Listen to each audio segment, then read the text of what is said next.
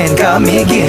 These are the Philippine provinces. Every Pinoy in the world comes from one of them. Mabuhay! These are the Philippine provinces. In our 7,107 islands. Davao Oriental and Occidental, Davao del Sur, Davao del Norte, Negros Oriental and Occidental, Siquijor Mountain, Southern Leyte, South Cotabato, Catanduanes, Sultan Kudarat, Pangasinan, Misamis Oriental, Iloilo, Nogon Samar, and the eastern one, Surigao del Norte and del Sur, Misamis Occidental, Samar, Lanao del Norte and del Sur, Oriental Mindoro and Rizal, Benguet Antique and Marinduque, Dinagat Islands, then Romblon, Quirino Apayao and Cotabato, Occidental Mindoro, La Union.